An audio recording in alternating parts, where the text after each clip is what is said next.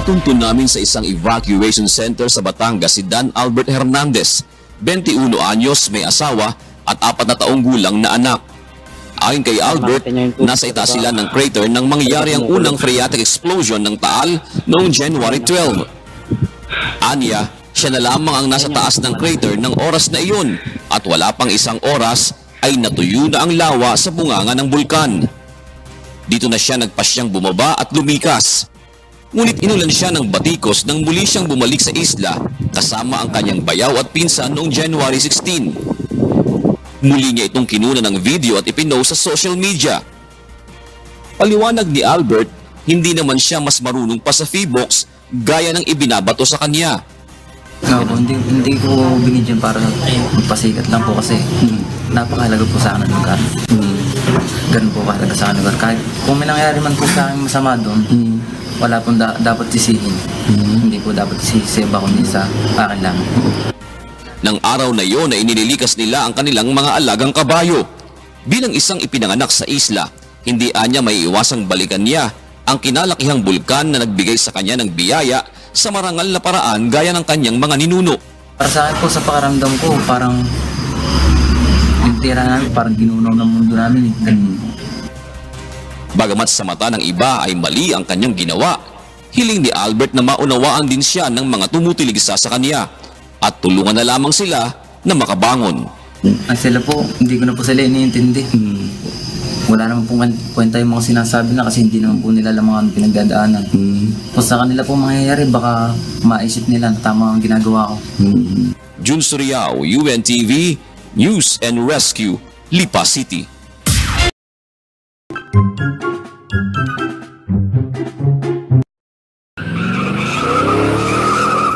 Blackpink in your area.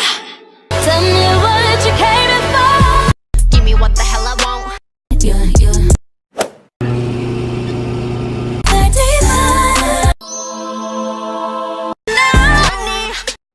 Ain't got enough money to pay me respect. There can be 100 people in the room and 99 don't believe in you. What I want the world to know about Nicki Minaj is when you hear Nicki Minaj spit, Nicki Minaj wrote it. What's up? I'm right back. How you like that? Thank you. Rihanna. Yeah, yeah. Wait a minute, hold on.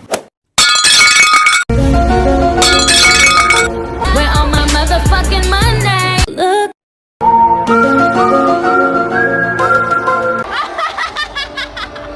Oh my God.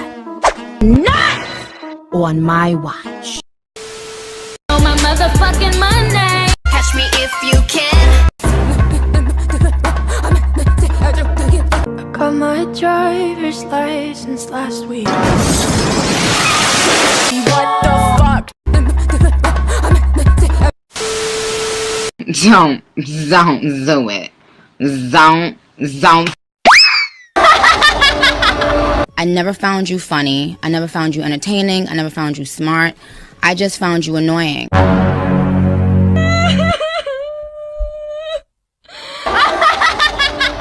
2 hours later.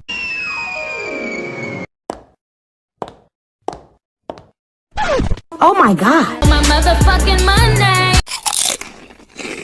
Thank you, Nikki. They ask you how you are, you just have to say that you're fine when you're not really fine, but you just can't get into. Meanwhile, Yeah, yeah. I wanna have more. Yeah, yeah. More. Yeah, yeah, yeah, yeah. More. Shut your mouth.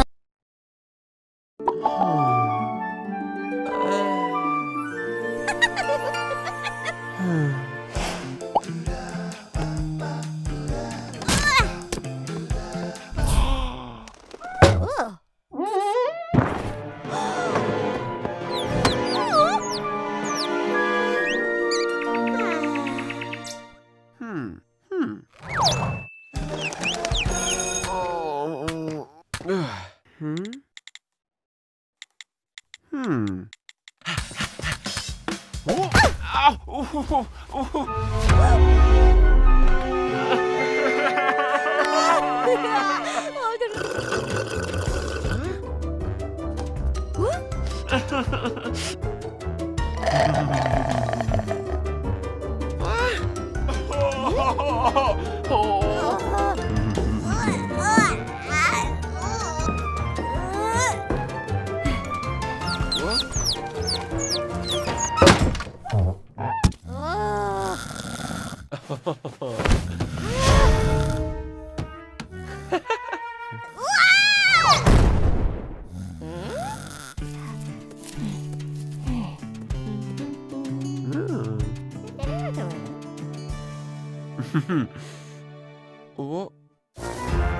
Huh? What?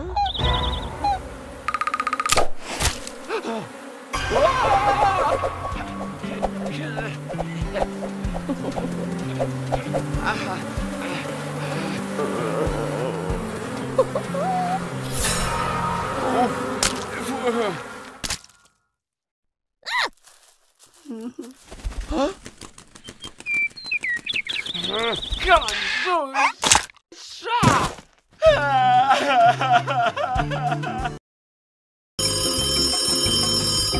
Hello. Hi. There's a fire. No matter. Just keep breathing. Goodbye. Come on, girls. Now. Stop. Take it. Oh no. Baby, hold me. A little bit dangerous. Just touch me. Okay. A little bit scandalous. I am such a great guy. But she's so beautiful. You ugly. Excuse me. Now I'm the bad guy. Call me Chun-Li.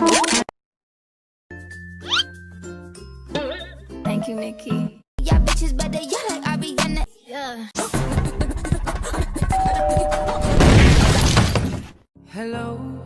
There's a fire. That's not what I see.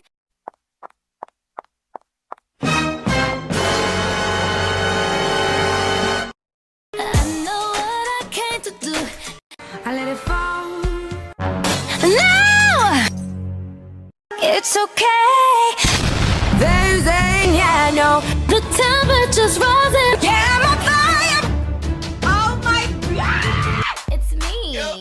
I win. You lose.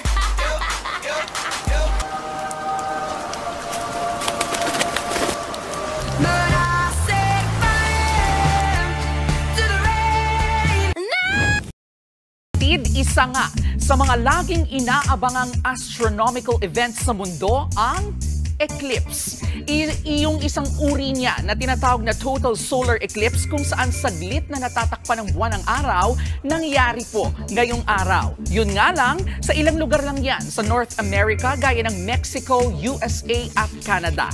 Hindi po yan masisilayan dito sa Pilipinas. Wala po kasi tayo sa tinatawag na path of totality ngayong taon.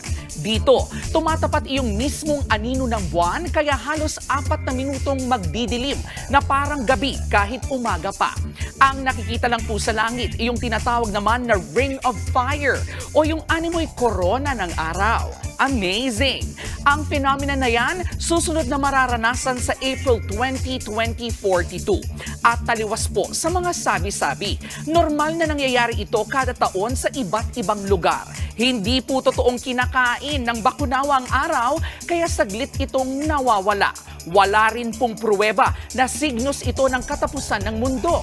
At mas lalo rin pong walang katotohanang bawal lumabas kapag nangyayari ang eclipse. Ang bawal, tumingin ng direkta sa araw kapag may eclipse. Napatunayan kasi itong nagdudulot ng permanenteng pagkasira sa mata. Pwede pa rin naman yang mapanood ng ligtas pero dapat may suot po tayong protective glasses. Mainam pa rin talaga kapag may alam. Kaya kapatid, patuloy lang na maging curious at matuto tulad ng aming laging paalala na ang K-alaman ay K-yamanan. K? Okay. Pinabulaanan ng Philippine Institute of Volcanology and Seismology o PBOX ang kumakalat sa social media na ang Taal Volcano ay galing sa isang malaking bulkan na sumabog at ang dating laki nito ay kung gaano kalawak ang Taal Caldera o ang sakop ngayon ng Taal Lake. Ayon kay Maria Antonia Bornas, ang Chief ng Volcano Monitoring and Eruption Prediction Division ng PBOX, nabuo ang Taal Caldera sa magkakasunod na caldera forming events na maaaring 1,000 o 100,000 taon ang pagitan ayon sa pag-aaral ni Dr. Ed Distanco na dati nilang kasama sa PBOX at ngayon ay propesor sa UP. Taliwas po dun sa kumakalat sa social media na isa po siyang malaking bulkan na nag-collapse. Katunayan po sa pag-aaral po ni Dr. Distanco, sa palagay po niya ay may mga iba't ibang stratovolcano sa kinaluluklukan ng Taal Caldera sa ngayon na isa-isa po silang nasira, no? Dahil po nagkaroon po tayo ng mga caldera forming eruption. Ano ba ang tinatawag ngayon na caldera at paano ito nabubuo? Ang mga caldera po, ito ay mga bulkan na pag sumasabog po sila sa laki po ng volume ng magma na isinasaboy ay nagkakaroon po tayo ng collapse o pagbagsak ng lupa at nakakabuo ng isang malaking bunganga ang bulkan na lagpas sa 2 km diameters. Sakop ng Taal Caldera ang ilang bahagi ng bayan ng Talisay, Laurel, Agoncillo, Taal, Santa Teresita, Alitagtag, Cuenca, Mataas na Kahoy, Balite at Tanawan City. Ayon sa PBOX, matagal bago pumutok ang isang kaldera. Hindi naman malaking panganib ang pagputok ng Taal Caldera dahil matagal nga po ang repose ang pagtulog ng kaldera, yung mas malaking bulkan. Ayon kay Bornas, ang Taal Volcano ay may tuturing na bulkan sa loob ng bulkan. Mayroong 47 crater ang Taal Volcano kung saan maaring lumabas ang magma kapag nagkaroon ng pagsabog.